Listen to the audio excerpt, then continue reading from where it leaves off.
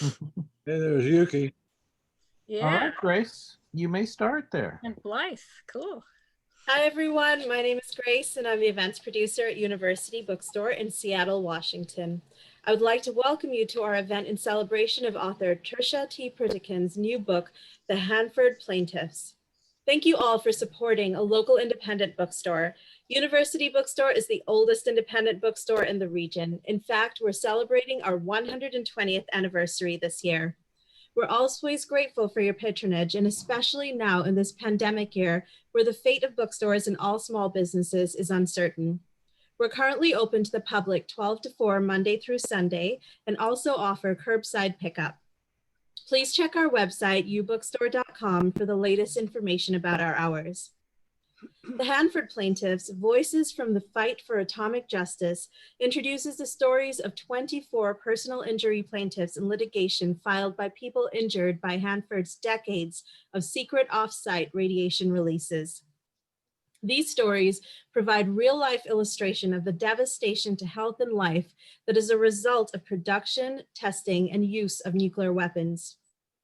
The Hanford Plaintiffs won first prize at the 2020 San Francisco Book Festival in the history category. Trisha's worked for over 30 years for justice for those who, like her family, now face radiogenic cancer and other serious illnesses following exposure to ionizing radiation downwind of Manhattan Project and Cold War nuclear weapons production and testing sites. She is an attorney and former occupational therapist, and this is her first book. She'll be in conversation today with Dorn Steele. In her long career as an environmental and investigative reporter, Dorn Steele unmasked nuclear secrecy and won a series of major national reporting awards for the Spokesman Review, the daily newspaper in Spokane, Washington. In the 1980s, she broke the long suppressed story of Hanford's radiation emissions during World War II and the Cold War, including the Green Run, a 1949 military experiment that spread dangerous radiation throughout eastern Washington and eastern Oregon with no public warning. We would also like to welcome our two panelists, Tom Bailey and Bob McCormick. Just a few more things before we get started. We'll post the link to the book through the chat periodically, and you can click on it to be rerouted to our website. This event is being recorded and will be on University Bookstore's YouTube channel in about 2 to 3 days. If you have any questions for the author or any of the panelists, please put them in the chat field and we'll pull them at the end of the event to ask each question. And now I will turn it over to Trisha and Karen. Thank you so much, Grace, and also to your two very wonderful tech people who have been helping us. Great introductions. I wanted to say I am a UW alumna, and therefore I'm quite excited and happy to be participating in a book launch via UW Bookstore. Thank you so much. This was scheduled originally as an in-person book launch, but has been converted to a virtual book launch due to the pandemic. And I love the fact that it's actually increased the number of people who can participate in these events by being virtual. So it's actually a benefit in that way. The Hanford Plaintiffs tells the story of 24 former personal injury plaintiffs in the mass toxic tort litigation called In re Hanford Nuclear Reservation litigation. All of the plaintiffs were civilians. Some were workers. Others were the children of people who lived in the farmlands, children of workers, people whose family had no relationship to the Hanford Reservation. The common fact amongst them all is they lived downwind or downriver of the Hanford nuclear reservations during Hanford's 40 plus years of plutonium production. The Hanford Plaintiffs introduction is written by Dorn Steele, who's a true hero to Hanford downwinders. She's the investigative reporter who broke the story of cancers and other diseases in the mid-'80s within farm communities across the Columbia River from the Hanford site. The foreword is authored by two of the attorneys who represented the plaintiffs, Tom Folds of Seattle and Richard Iman of Spokane. So not everyone knows too much about the Hanford Reservation, so I just want to give a little bit of background for those who aren't familiar with the site. Hanford, which is located in south central Washington state on the Columbia River, was a federal nuclear weapons production site where the plutonium was produced for the world's first test of an atomic bomb, the Trinity test, detonated July 16th, 1945 near Alamogordo, New Mexico. Hanford's plutonium was also used in Fat Man, the bomb that was detonated over Nagasaki and killed many, many, many thousands of people there on August 9th, 1945. Many of the atmospheric atomic tests conducted by the US at the Nevada test site and within the Pacific Proving Grounds, which included the Marshall Islands during the Cold War, also showering people with radioactive fallout, also used plutonium that was produced at Hanford. So from startup of the facility as part of the Wartime Manhattan Project in late 1944 and continuing for more than 40 years thereafter, Hanford operators secretly discharged the radioactive byproducts of plutonium production to the air throughout much of the Pacific Northwest and into the waters of the Columbia River. The public did not learn about these releases until 1986 when the Department of Energy, responding to repeated Freedom of Information Act requests and mounting public concern over Hanford's safety, finally declassified thousands of early operating records revealing Hanford's radioactive contamination of air and water throughout the Pacific Northwest. Even now, more than 30 years after Hanford's secrets were revealed in this declassification, the stories of cancers and other radiogenic diseases in Hanford downwind and downriver populations are not well known, and these are stories that the powers that be would prefer to see swept under the rug. That's one of the reasons that the plaintiffs and well, I'm one of the plaintiffs, but that's one of the reasons we decided to put our stories together, for our voices together are far more powerful than each of us speaking individually. Now, In re Hanford Nuclear Reservation litigation initially involved almost 5,000 plaintiffs who filed personal injury actions against the former Hanford contractors who had operated Hanford during the late 40s, 50s, and 60s, which were the decades of plutonium production and offsite radiation release at the facility. And as I mentioned, the stories in the book are the stories of children of farmers across the Columbia from Hanford, children of farm families in the Columbia Basin, the children of anthropologists who excavated the Whitman mission near Walla Walla, children of military families in Idaho, and the children of Hanford workers. I want to say that some of the stories in the book are those of workers at Hanford. And workers at Hanford are also downwinders. Anyone who is within the downwind path of the radionuclides release can be considered a downwinder.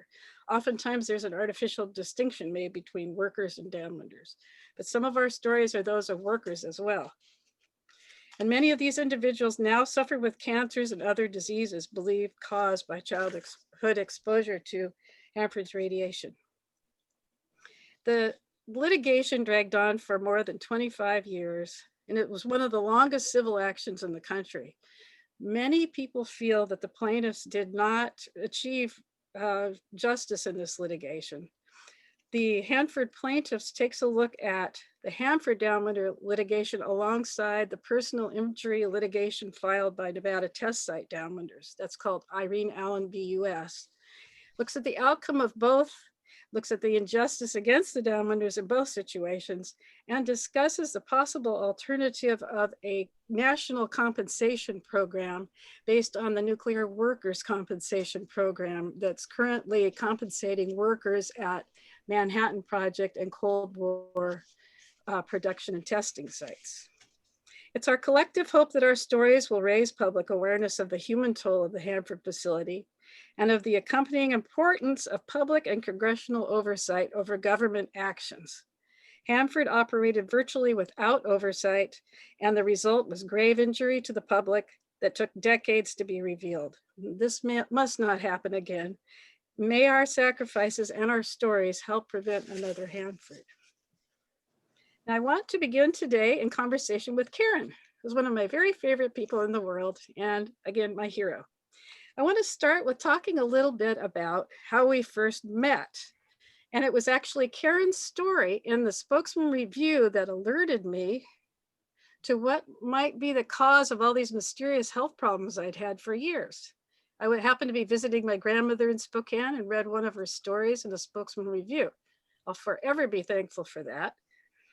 So I have a couple of questions that I would love to ask her. And the first is, do you remember when we first crossed paths, Karen? Yes, I went back and thought about that a bit. And before we actually got to know each other in the 1990s, I'd already done about a decade of Hanford reporting on problems at the Purex weapons plant that had been restarted in the Reagan administration, on farm families near Hanford. You'll hear more about that in a little while. The people who are keeping death maps in the area. And also working with activist groups and other newspapers to force disclosure of the documents that Trisha talked about. And then when those documents were released, I had broken the story of the Green Run. And Hanford really hadn't admitted at all that Hanford had harmed people until 1990, when it promised follow-up studies of the downwinders. So that's when I met you. It was during that intense battle over who would control those studies. The downwinders wanted independent scientists to do the work, but they got studies instead that were controlled by the weapons makers. And I think I went back in my files. I first quoted you in a November 1994 story on downwinder testimony in Spokane. That was when the Clinton White House advisory panel on radiation releases came, and Trisha gave very eloquent testimony at that event. Oh, thank you. Well, you know, I was trying to remember when I first met you, and I remember a young red-haired woman with notebook in hand in the first row of the audience at many of the meetings that I attended in I think it was the late 80s, and that was convened by state and federal officials trying to contain the public outrage over the 1986 revelations that Hanford had secretly released radiation. And I remember you in the audience at a lot of our Hanford Health Effects Subcommittee meetings. I mean, and after I read many of your stories, your presence was comforting. I always hoped you'd be there. You know, you were like comfort for me. And if I saw you there with your notebook, I knew you were going to write something and the public would understand what was happening. Because oftentimes I didn't understand what in the heck was going on. There's just too many agencies and too many things getting thrown at us. But when I read your articles, you would explain it all in a way that made sense to me. And so your presence was really comforting. And also, your work was crucial to revealing to the world the human toll of Hanford operations, the way you interpret things. You don't just say, I was at a meeting and this happened. You say, and this is what it means. It was very helpful. I wrote down here just a thought. Karen's reporting was the only light of hope in some really dark times for the downwinders. And her role was so important to all of us that she has been deemed Mother Downwinder, I think by Tom, and maybe a few others, because without your investigative reporting, the downwinders would have been overlooked. I'm convinced of this. Okay, my second question to you, Karen, is, did you encounter any resistance at your paper to your work on the downwinders story? Well, in the early 80s, you know, the Spokesman Review had been a kind of a provincial paper. It had never covered Hanford. It had just picked up Associated Press stories when new plants opened or closed.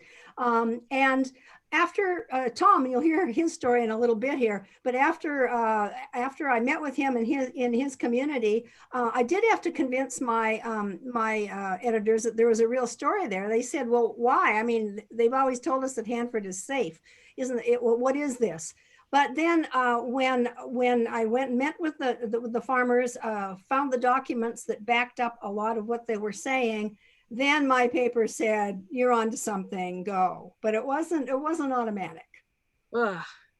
I am so thankful you persevered, because without that, where would we be, honestly? Okay, I've heard that you received some threats on your home phone when your kids were little, demanding that you stop your stories on the downwinders. Is this the case? That did happen. It happened. There was a flurry of those sort of threatening calls after my first stories on the production problems at the Purex weapons plant, plutonium plant, which had been reopened in the early 1980s to produce plutonium for the big Reagan administration arms buildup. Basically, people said, quit quit reporting on this, and they accused me of being a unpatriotic, being a communist, that kind of thing. But the most disturbing is when they called my 12-year-old daughter, Blythe, my youngest daughter, at home, and said things are going to happen to your mom. That was sort of beyond the pale. So, but that's that happens in these situations. Passions run high. Yikes, that's just terrible. I'm so sorry. I'm so glad nothing happened. Do you recall your reporting of the medical monitoring program that was recommended by it's a long named agency, the Agency for Toxic Substances and Disease Registry for the downwinders in 1997? And that was one part of the question. The second part is, how did you think the impasse over funding of the program would resolve?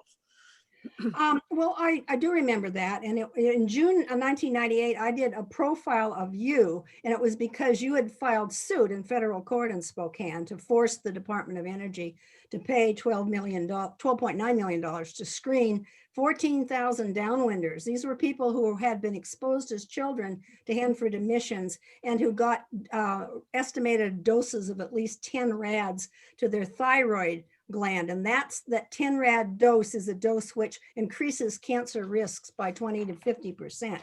And I sincerely thought that Congress would prevail and insist on this study. Senator Patty Murray pushed for it, but it didn't happen. The Department of Energy said it would have to take the money out of its nuclear cleanup funds, which was a really dubious excuse. And there was another factor too, though. The demise of medical monitoring was also affected by the government's decision that same year not to screen any atomic bomb test victims for cancer. So the whole idea of finding out what happened to people downwind from nuclear weapons production sites and the bomb test site just went out the window. It didn't happen.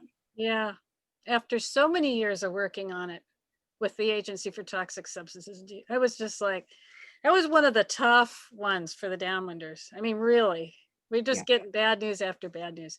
Your reporting was excellent, though, on it. Thank you. I got a last question for you. I've heard rumors you are currently working on your memoir, and which is great. Will you be including your observations on the Hanford downwinder litigation in your work? Yes, I will. My focus is going to be on this long suppressed Hanford story, how it was revealed in the 1980s and 90s, and what happened during that 25-year-long Hanford downwinders trial. It's a very dramatic story. I can hardly wait. I really can hardly wait to read it. I bet you have a lot of files. A garage full. Yeah. Excellent. Okay, now I'm going to turn things over now to Karen, who will be talking with Tom Bailey, and they have a very long relationship. Tom is a farmer in a small town across the Columbia River from the Hanford facility, and in the mid-80s, he contacted Karen to let her know about cancers and other mysterious health issues in his neighbors. Bailey or Tom suspected that an undisclosed radioactive or other toxic release from Hanford might have something to do with these health issues. Little did you know, right? Okay. Yeah, so Tom, I have a few questions for you then. What was it that motivated you to invite me down to meet your neighbors in the first place? I drank too much alcohol at a cocktail party that you were at. Opened my mouth when you asked me if I noticed anything strange down there living next to Hanford. I said my famous line of, "Oh, the Hanford doesn't do anything except kill or deform a few sheep once in a while." Of course, your instincts went right on point. And you said, "Well, could I come down and visit sometime?" And I said, "Absolutely, anytime you want, you're welcome." I invited you down. And that's what happened. I went down and Tom started to introduce me to his neighbors. And I recall we were sitting around having coffee in the Basin City Cafe with some neighbors, and they pointed us to a family. What did they tell you? They said I was crazy. Do you remember what they said about the Andrzejewskis? Yeah, Mrs. Andrzejewski is a pretty straightforward woman. I've always been afraid of her. I I was shocked she kept a death map, and her and I never really talked about anything about Hanford. But we left the cafe, and you and I drove over to Anajeski's house. And that's when I realized something really happened. There was really a story here. She backed me up. Yeah, that was extremely interesting. And the Andrzejewskis had this map of very early cancer and incidents and heart attacks in that entire farming community. And it was their form of citizen epidemiology. And it got me started looking for the documents. So I wrote my first big story on you and your community in 1985. It was called Downwinders Living with Fear. It had a sidebar on the sheep deaths, which turned out to be a big deal. Hundreds of sheep deaths in the winter of 60 to 61. But after my story came out, what reaction did you get in your community from that publicity? Anger and fear. Fear that we wouldn't be able to sell our crops, that they were contaminated, and anger that how could I question good old Hanford? So they weren't happy. They were not happy at all. Well, it's 35 years later, and of course, a lot of more information came out about Hanford, the Green Run. 1986, the documents were released. The Chernobyl accident happened. N-reactor was shut down because it was a plant very similar at Hanford to the Chernobyl facility. But it's 35 years have gone by, and if you could write this history yourself, what would you say about what was done to the Downwinders, and also how the Hanford lawsuit was resolved? Us Downwinders were used as guinea pigs in a human experimentation project that involved radioactive food. That's what I believe. That's what I've been putting this all together. And the lawsuit was nothing but a clusterfuck. It was resolved. Yes, it was resolved with a lot of uncertain outcomes, unresolved outcomes for the Downwinders. So I gather then you do not feel that the U.S. government has been properly accountable to the citizens exposed to radiation from nuclear weapons plants. It's treason what they did. Treason is all I can say. Would you have liked a government apology? We got one from Bill Clinton. He apologized to us, and then he sent a missile into the Chinese embassy in Bosnia. And at the same time he did that, and it died, and it wasn't really publicized at all. And the one thing I've always wanted is the free thyroid medication for the radiation victims. I mean, at least they could buy the medication for the surviving guinea pigs. That's a good suggestion, Tom. Okay, Trisha? Well, Thank you. Medicare for all. Thanks to both of you You're very much. I always love hearing the two of you talk together about the way back then. Now, I think a lot of people might not know how vast the airborne radiation area was from Hanford. I mean, you see maps, and some maps, if they're certain government maps, have little small areas in Washington state. But if you look at the maps that really document how far this radiation went, it went up into British Columbia, across Idaho to western Montana, northern Oregon, and of course, all through eastern Washington. It's a vast area, and all the way along the Columbia River. And the next person I'm going to talk to, his mom's story is the very first story in the book. And Charlotte Ray McCormick, Bob's mother, lived in a little town called Boardman, which is right along the Columbia River. Now the question becomes, can we show that photo or not? I'm not sure whether we can at this point. I don't know. I'm not sure we're going to be able to do that, but the family owned a boat, and they spent a lot of time on the river, water skiing and swimming. And they, like the rest of the public, were not aware that the waters of the Columbia River were radioactive. So Bob is with us today, and thank you very much, Bob, for participating. And I'm going to be asking you a couple of questions. Okay. Okay. Let's see. First, would you please let us know a bit about your mom and her childhood in Boardman? Well, I'd like to thank you and everyone for this opportunity, this honor to represent my mom. And I know I won't do her justice, but my grandparents moved from Idaho to Boardman when my mom was like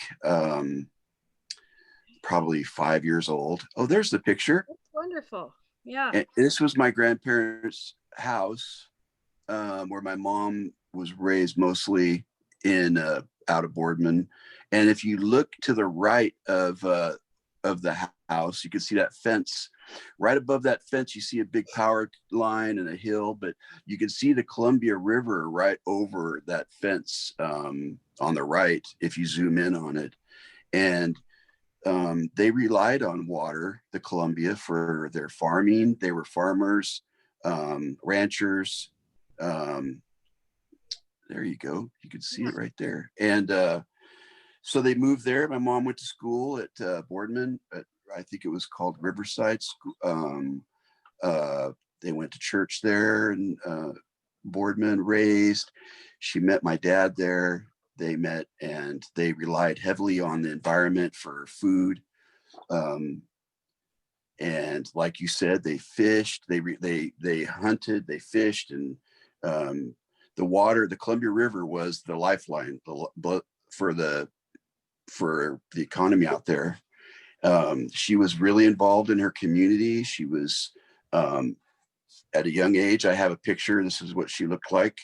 That was her, like 16 or 15. She had four of us kids. I have 3 older sisters, and right around 70, 68 is when the John Day Dam was being built. And I guess that's when they moved to Portland. And I found out the other day.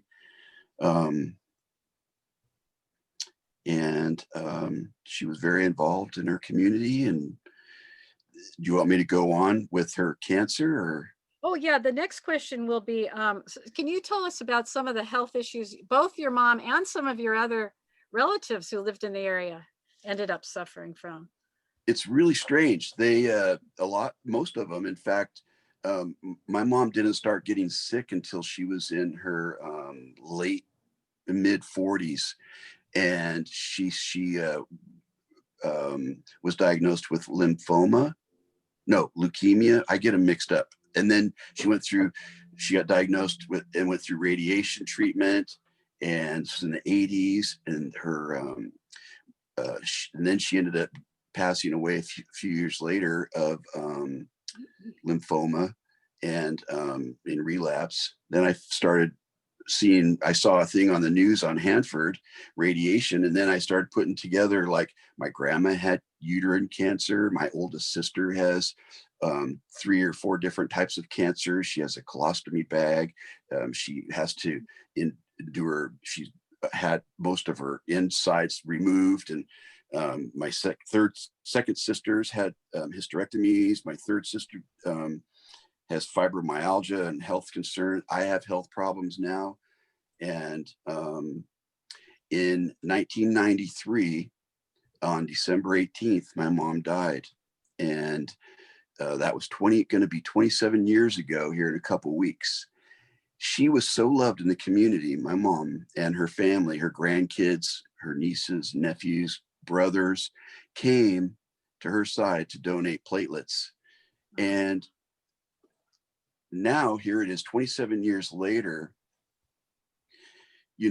We thought it was maybe an isolated incident, but it's not. Come to find out, family members. Now my niece, my second sister's daughter, at 20 something, she was diagnosed with the exact same leukemia that my mom had, which her oncologist said was very rare. So she's hardly ever seen that. And now she's also has a nephropathy and different things. And so it's devastated our family. And it's really made me mistrust the government, especially when they spend millions and millions and millions of dollars defending their actions against plaintiffs like my mom and others. But then they won't supply the money, they pay off.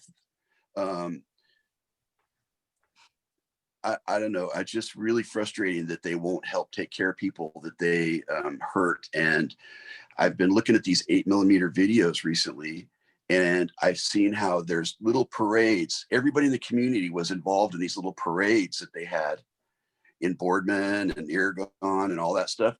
And I bet Tom knows about how all these kids would decorate their bikes and bring them down the stuff. And so they raised alfalfa, grew alfalfa, and that alfalfa, I found out, was sent places, and it was radioactive and milk, and it affected people. And she's missed big time, and it's, I don't know. Your family's had so many people with cancers and other illnesses, really. I mean, you've had one. I think your story in the book, of all the stories, your family has probably had, well, it's not the most, but one of the highest number of family members who are ill. And how did you first learn about Hanford, or put that together, that maybe possibly these health issues were caused by Hanford? When my mom passed away in '93, I was reading either a newspaper, or I saw an article on KOIN News Channel 6 in Portland about Hanford. So I called them, and that's how I found out about it. And they did an actual article or a story on her.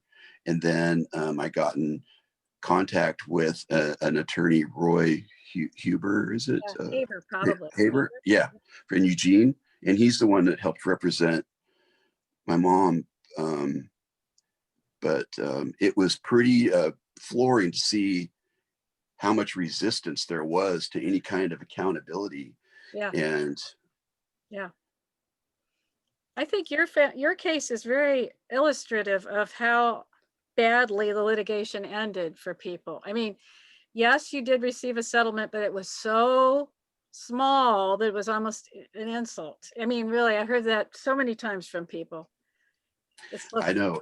I wanted to tell you, Trisha, I can't remember. My memory is I don't know what's going on, but I don't know if it's in your book or what. There's a story about a man who's in World War II in Japan fighting, and then his wife or somebody is back at the US, and so they dropped the bomb on Nagasaki to end the war, or Japan. But yet little did she know that she would spend a lot of years later on defending against the cancers that our own countries caused from developing that bomb. Right. I think he thought he was defending her, their country, but little did he know back home. Yes. Yes. Yeah, there's a book, I think, I can't remember the author's name, but they refer to this as killing our own. We're killing our own while we're thinking, trying to defend our country at the same time. I think you're thinking about Jay Mullen's story. He was lived on a military base in Idaho for a while as a tiny kid. Yeah, but still, I'm glad that they ran a story. I'm glad they ran the article for you. This is a big question, one of these big questions. What do you want people to understand about Hanford and what has happened to the Downwinders?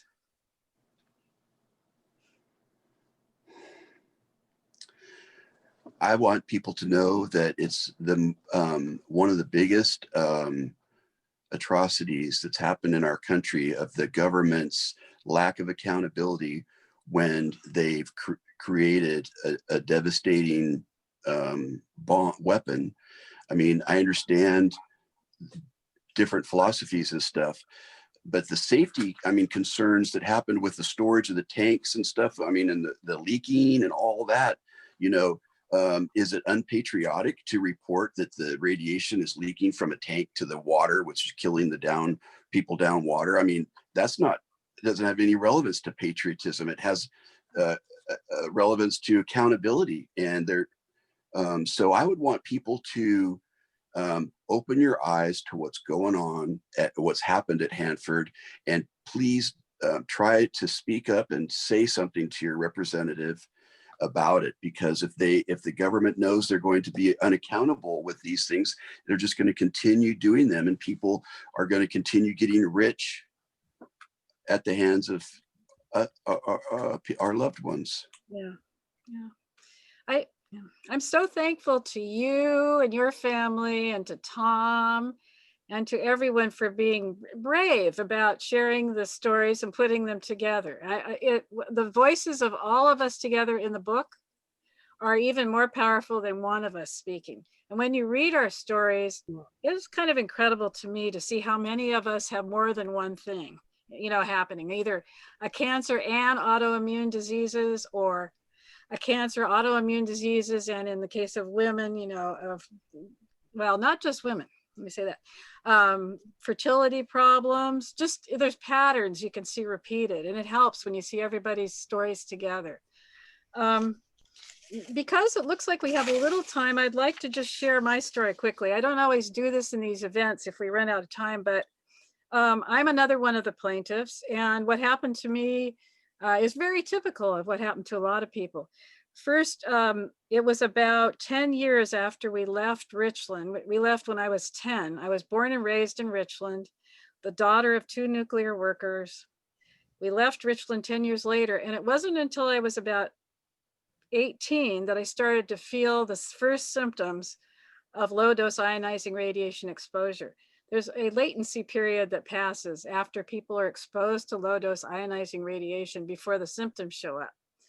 And the first symptoms I had were, these were actually symptoms of autoimmune thyroiditis, but nobody knew that because the Department of Energy didn't reveal the radiation releases until 1986. And this was like 1960 something. So no one knew what to look for. Even when I went to a doctor, they had no idea what was wrong with me.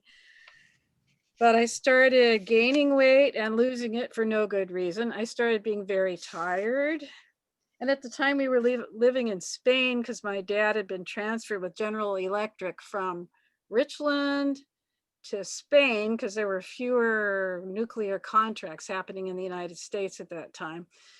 And so my period stopped, and this upset the Spanish gynecologist greatly. They're very worried about a young woman with her period stopping.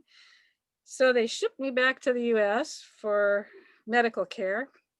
They still didn't know what was wrong with me. I just, so eventually my period started up again, which is nice, but that I wasn't really well and I wasn't really sick for a while. And then I ended up at University of Washington in the 70s. And the first thing that happened there was I developed cat scratch fever with a big tumor on my neck. And when I went into the medical clinic, they said, this only happens to people with suppressed immune systems. Well, that's weird. Why was my immune system suppressed? It took me forever to get over that. I missed a lot of classes. And then I, just to make a long story short, I ended up going to law school in San Francisco at Hastings. That is University of California. And I was tired, but functional. But then I started having panic attacks. And I learned later that's part of the autoimmune process. As your thyroid is dying, you become hyperthyroid, then hypothyroid, then hyper, then hypo, until your thyroid finally dies. And the panic attacks were from the hyperthyroidism. And I had terrible headaches and pressure in my head. But still, no one knew what had happened at Hanford, so nobody knew to look for that. They tested me for lupus, MS, other autoimmune things, but they couldn't figure out what was wrong. My digestion became terrible. I couldn't keep food down. I started losing weight, a whole lot of weight. And so then I got married and I couldn't get pregnant. We didn't know what was wrong. So we were up visiting my grandmother in Spokane, and I happened to pick up the Spokesman Review, and there was an article by Karen. And it talked about radioiodine being released. And thank goodness, it said in the 1940s, radioiodine was released. And I thought, thank goodness. I was born in 1950, so I escaped. So those poor people who got exposed, Later, we learned that I was, the releases continued. They were still figuring this out at that time. So I took this back to the fertility clinic, and they gave me the proper test for thyroid function, which I hadn't had before, and revealed that I was supremely hypothyroid. They put me on thyroid meds. I was pregnant the next cycle, but then I was worried that I was going to pass something on to my kids. So I went to UCSF to try to research whether you could pass on problems from exposure to radioiodine. And the lifespan study out of Nagasaki and Hiroshima was there. That's all I could find. And they said, no problem if it's you're not going to pass anything on from radioiodine exposure. So I didn't worry. So I had a full-term baby, but both my kids now have issues. Let's see. And that's an issue for a lot of downwinders, the next generation, people with health issues. We don't know what we've passed on from our exposures. Then just quickly, if you look at my whole family, my only sibling died shortly after death. He was a part of a spike of neonatal deaths in the Hanford Downwind area. And you can see these babies buried in the Walla Walla Cemetery, Pasco Cemetery, and the Richland Historic Cemetery. And Tom may know about other places where the babies are buried. There's just hundreds of babies from the same period, late 40s through the 50s and early 60s. I think someone needs to look into the death certificates for all these guys to find out what happened there. And then my mother died of aggressive malignant melanoma. My dad died of aggressive thyroid cancer. The whole family wiped out. Mm. So, and then I received a very modest settlement. Embarrassingly modest settlement, which I used to fund this book. I thought that was a good use for it, and I still feel that way. It didn't cover everything because it was so small, but that's okay. And then my dad was compensated for his radiation injuries as a nuclear worker. This isn't a government apology, but it is acknowledgement that Hanford radiation exposures caused harm to workers and downwinders. At least it's that. Lastly, the net proceeds from the Hanford Plaintiffs goes to the work of a Washington state nonprofit, Consequences of Radiation Exposure. Our mission is to advance and disseminate the understanding of the human toll of exposure to ionizing radiation from uranium mining, milling, or transport, nuclear weapons production, testing or use in warfare, nuclear reactor offsite releases, and related radiation exposures. Our website's located at www.corehanford.org. And there are quite a few people on this call today who participate in CORE as board members, and I really appreciate it because it's a volunteer organization. We put a lot of time in, and hopefully it's making our voice heard, so I'm thankful. So that's all I have. Grace, who is our host, we should move to questions, I think. Hello, everyone. Yes, we do have a couple of questions. If you have any more, please write them in the chat. So this question is for everyone on the panel. It's from Raymond. It's, as a young person, I have difficulty forming a moral and political identity. How do you know that you're doing the right thing? Do you doubt yourself, and to what degree? Whew. Wow, what a great question. That's wow. How do you know you're doing the right thing? Just to clarify the question, meaning in any instance, how do you know if you're doing the right thing, or with regard to the Hanford situation? Not sure. Karen, do you have any thoughts on this one? It's a big question. Well, it is a big question, and it's a very big question. I like what Amy Goodman said, the host of Democracy Now! She says, go where the silence is and say something.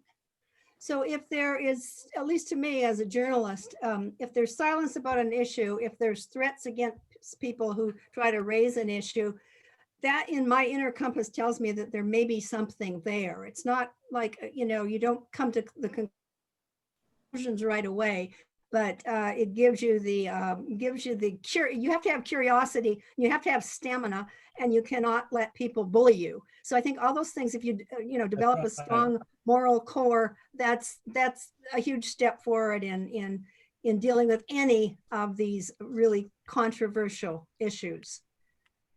Yeah, the courage part is big too. Like with what you faced with the threatening calls, or what Tom faced with all the anger against him and speaking out. You have to be ready to be kind of isolated and believe in yourself.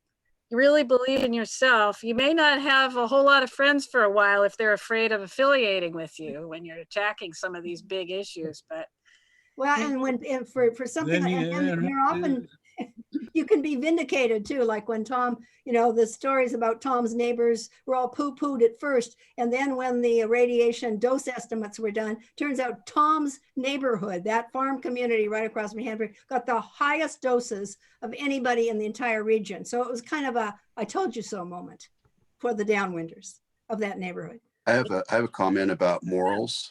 yeah, I understand about what, to me, the moral of the story is are we going to hurt others by what we do? And my understanding is that what I don't think we've talked a lot about today is that there was leaks going on, and the contract that was originally made was to they were going to ensure all this that was taking place, the safety precautions, and they didn't. And then it started leaking and started killing people. And so the moral is, I guess it's morally wrong to be so reckless and hurt people. And so I believe it's moral to stand up and say something, because especially when you see dollar signs being passed between groups of people that are deciding the outcome of the accountability. yeah, that's a good point. Yes. Also, remember, one little person can make a difference. One little person can start others thinking in a certain way. Don't ever feel like you're just one person. Say something? Yeah. Can I say something? Yeah. Listen to your inner voice, young man, and it'll talk to you. The inner voice will tell you whether you're doing the right thing. In the depth of despair, when I was most depressed and the most frightened, I was laying in bed and I got a soothing message that said, "You're going to be okay. Keep going." Now that sounds bizarre, but that's all I can say about it. Listen to your first inner voice, the first thing that comes to your head about making a decision on that action. Sounds crazy, I know. Nope. We do have another was crazy. question. This one is for Bob, and there's another one for Karen. Trisha just referred to second generation sufferers. Bob, did your niece grow up in Portland? That's the first part of the question. Yes, she did.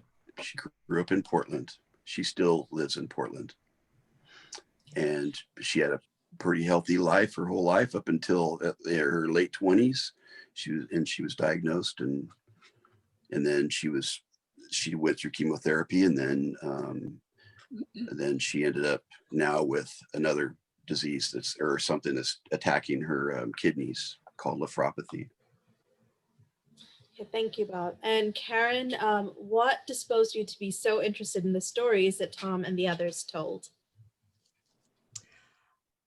Oh, that's an interesting question. I have degrees in history in my undergraduate, and I have a master's degree in history. And I read about what happened at the Nevada test site, where the bombs went off, and where they killed thousands of sheep, and then people started getting cancers. So I knew that story.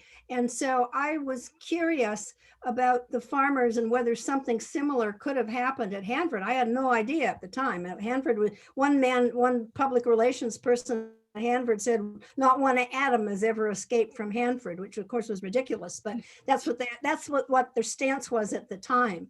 And so it was the fact that there'd been hundreds of sheep deaths in Tom's neighborhood, and then the people I met that very first weekend I spent with him down there, including a Chinese American father of 7 children with a PhD who worked at the Pasco Water District, but who lived in Tom's farm community. And he had seen classified memos from the 1960s about Columbia River whitefish ingesting radioactive potassium from the Hanford plants. But he quit feeding his kids fish after reading that, but he couldn't tell his neighbors because he would have lost his job. They were classified documents. And so there were enough tantalizing things about what Tom was saying, and the fact that, you know, that neighborhood is right across the Columbia from Hanford. It just got me intrigued, and so I went back and started looking for documents and other sources who would help back that story up. One of the most interesting people I met was the health officer of Benton Franklin County back in the 70s, and he was worried about accidents at Hanford, and he recommended distributing potassium iodide pills, you know, that will block the uptake of radiation in case of an accident. He was completely shut down. They said, you propose this and you will lose your job. So just this whole atmosphere there of suppression of facts and suppression of accidents, suppression of the truth, just got to be a bigger and a bigger story. Mhm. Thank you. And that leads into this question. It's for each of the participants. Based on your experience with Hanford, what policy would you like to see the government adopt to help or compensate victims of radiation leaks like those at Hanford? Okay. I would love to, if you don't mind, to just plunge in here. I would like to, rather than see the piecemeal approach that's been used with the Radiation Exposure Compensation Act for certain people surrounding the Nevada test site, plus a few other people, and the Marshall Islands Compensation Program, I would like to see everyone who was downwind of a production or testing site where there was documented radiation release, who lived there during those years, to be treated like the workers are under the Nuclear Workers Compensation Program, which is the EEOI CPA long name. But, you know, if downwinders get any of the same diseases that are recognized as radiogenic for workers, we should be given the benefit of the doubt, just like the workers were, and be compensated for those diseases. It would be so much simpler. One system for Marshall Islands and US exposed people, all exposed to US production and testing fallout. So that's what I would advocate for. Next, who would like to answer next? Karen, do you want to say anything? Well, I agree with you. I think that would be the way to go. For one thing, lots of these things are layers upon layers. Like, you know, in Eastern Washington, we were also exposed to fallout from the Nevada test site. And as Kate Brown has written in her book, Platopia, and her books about Chernobyl, we're all downwinders in some sense, you know. So if there is a link, and that's one good thing about the Hanford litigation, it wasn't perfect, but it did establish through a few jury trials and also through the small settlements that this is a real thing. You know, some people try to say, oh, the studies showed there are no radiation effects. That is not accurate. Right. And so we really need a more comprehensive national program that addresses this issue and gives help to people who are suffering. Yeah. Bob or Tom, do you have anything you want to add? Go ahead, Tom. This country needs to set out on a plan of Medicare for all. That'll take care of the medical bills for the downwinders, and the compensation should be just like Trisha said. But the most important thing to take away from this is stop the damn uranium mining. Stop it, and that'll help stop it. Mm-hmm. Yeah. Bob, do you have anything to add? Me? Mm-hmm. I would add that one of the biggest travesties that happened here is that was it the Warner Act, that they were retroactively, the GE or DuPont, I think was able to get out of their original contract liability. It's like 20, 30 years later after the fact. And I would make it to where that these companies are not able to, they're held accountable for what they do instead of being able to get out of it like they did in this case. We have time for two last questions.